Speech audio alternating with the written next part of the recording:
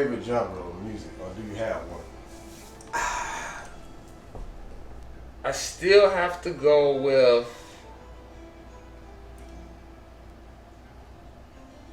certain forms, so certain styles of. I have to go with the Brazilian samba stuff, the Afro rock. But then here's where it gets a little funky when you buy so much music. It's like it's just based on. Sometimes it's based on the mood for that week.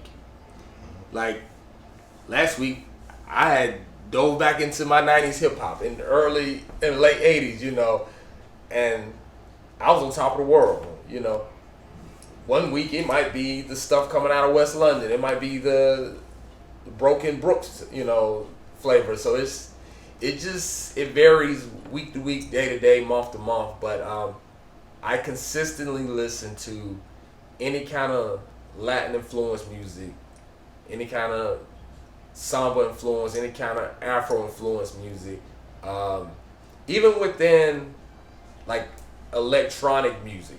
If it's still heavy with percussions and stuff like that, I'm gonna always gravitate to that. I'll always gravitate to that. It's just percussions and drums are always the driving force to me when it comes to the rhythm of a song, and that I will always.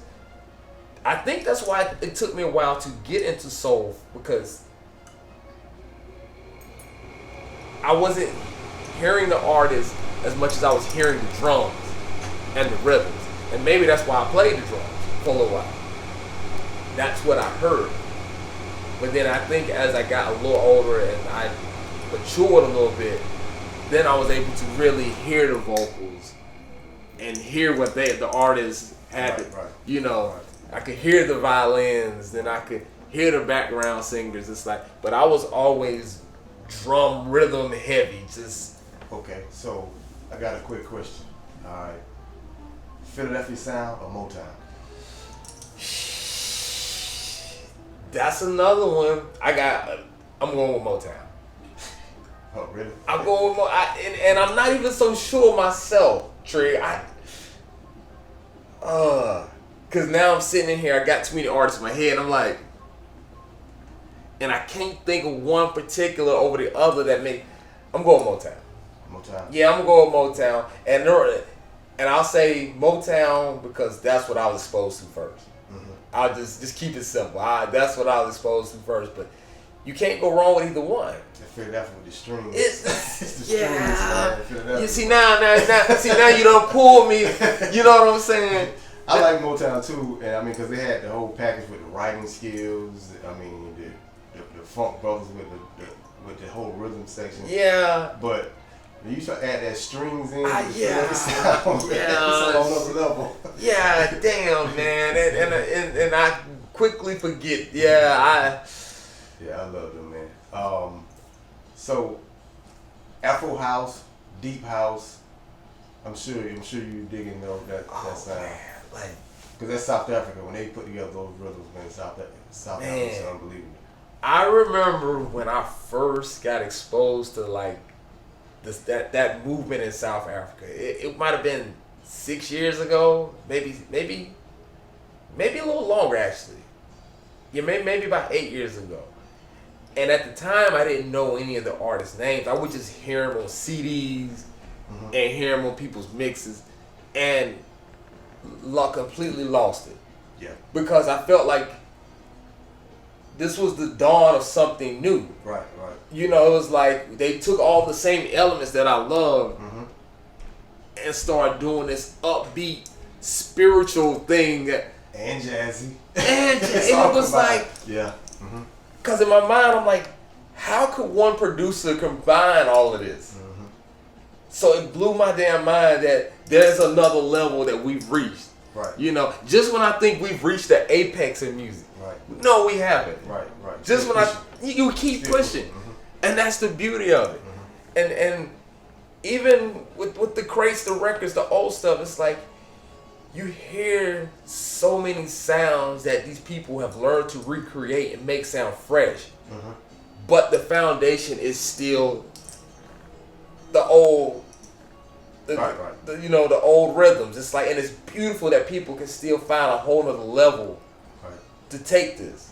Right. It's like Nigeria, man, right now. It's like going through a golden age of music. I mean, they in a golden age, and no one's really talking about that. But Nigeria at this point right now is in a golden age of music. The number of artists that are coming out of Nigeria right now is unbelievable. And they're all hitting on all cylinders. Right. On all cylinders. Right. It's amazing to me, man. Mm-hmm. Even the work that what's his name, Bodhisattva's doing with that French rapper. Mm-hmm. It's like no one coming from Charlotte, North Carolina. Had you mentioned anything about a French rapper back in the day, and his name wasn't what's the guy's name? Was it MC Solar? Yeah, yeah. The cat with gang stuff. Yeah. It's like you would never even think about Congolese French style rap, over some Afro rhythms. It's like, this is nuts, man. The level that these people have reached, man, and I'm just glad that it's still going, man. It's great, man. I mean, it's beautiful, man. Yeah. It's beautiful, man. It starts with, like I said, I imagine some of these same people that we're talking about, like they started down the same path. It's just like, there's always a foundation. There's always a beginning. You know what I'm saying? And I'm just so blessed, man. I feel thankful that we're still growing, man. It's still culminating. It's still, it's still breathing life into people, man. The only thing that I wish would happen with this music thing, with the record digging, I just wish that folks, it would get the time and day.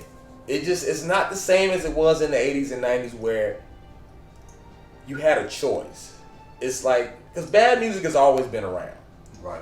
But I feel like now the record labels, radio stations, club owners, internet stations, social media, whatever, they won't push any of it. Mm-hmm. You literally have to go find it on your own. And it's like, that's the problem I have with everything now. A lot of this stuff don't get pushed. It's really up to you or your closer friends that you trust as far as their music taste. It's old school, like word of mouth almost. Yeah. Mm-hmm. And that's the thing, and that's the frustrating part with everything we're discussing. Now it's like we have one of the biggest tools, and that's the internet, and that's social media. We don't really use it to its fullest potential, and a lot, and no disrespect to any particular artist. I just feel like they're shoving us down into one lane when we have so many more avenues that we can discuss and so many more avenues that we can promote, and that just doesn't seem to be what's happening. And I think that's what got me to using my social media page the way I use it. It's like promote new music, promote fresh sounds, promote good music, because it's easy to get caught up in the rabbit hole of mainstream music. Right. Hell, it's even addictive. Right. I mean, the part that I have this this discussion with a lot of people that's around 21 or younger about the current state of hip hop in the U.S. And I'm saying in the U.S. particularly because everywhere else is not the same as here. I agree with you. And it's almost like that whole story with the Piper playing the flute, whatever, the rats following him, whatever. Yeah. You have a good beat, and you have detrimental lyrics. Like, because when it comes to African people, our music is not just music. Our music is literally like cultural guidelines. Like, this is what you're supposed to do. It's supposed to. James Brown used to make an argument all the time. He's like, music's supposed to uplift. Like, if it's not doing that, it's not serving that purpose. I mean, it's, almost a code, almost. Yeah, exactly. And we got people not even trying to uplift the people with the music. This music is almost we're in a state of depression in our music, so to speak. Yep. Now we have elements of people trying to raise the consciousness and inject some life into our music, but they're on the fringe. You know what I mean? They're not mainstream. you can't even depend on like your J. Cole's of the world, you know what I mean, to carry that whole load on their back. And everybody like, okay, J. Cole just dropped or somebody just dropped. Even if you listen to J. Cole, his music kind of straddles the fence. It straddles the fence. Yeah. It ain't either. I'm not saying you got to be so 100% positive, you know, expose anything that's going on the so-called dark side, whatever. But too many people just straddle the fence. I mean, there's no reason you should be rapping about selling coke or anything, any drugs or anything right now in this day and time, given the circumstance that we find our people in, right? And the state that we find them in. There's no way you should be promoting anything that's gonna harm them or put them in harm's way. You should be trying to give them options. Okay, I made it this way by doing this or whatever. That's what your music should reflect. I agree with you on that. You know, but because of this package deal where everybody, and even like the female rapper, a buck of their lyrics is related to how their body look. Yep. What they can do. You know, it's what they can gain. You know, it's from even, it's no one's really pushing the envelope on it. And in general, like I said, there are some people who got some things that's good. I mean, I'm still gonna roll with Big Crit because they got good lyrics. You know what I'm saying? I'm still roll with people like that. But when it comes down to the main, oh my God, it's horrible. You know, but. And that's, you hit the nail on my head because you've mentioned it a couple times in your statements, like the word mainstream. And it's like, that's where the problem is, because when we were growing up, Trig, mainstream music had elements of consciousness. And it's like, and it gave people a choice.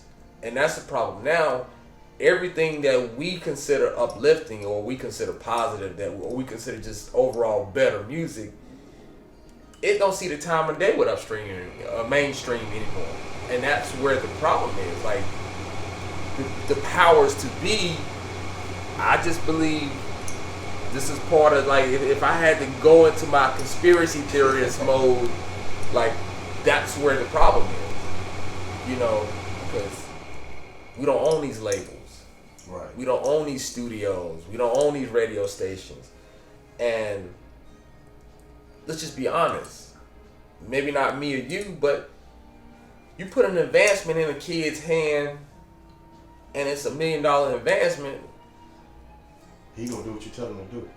Right. You know. It's like no different from colonialism, when people used to come feed people with rice and then give them some kind of information that may not help them, but it will control them.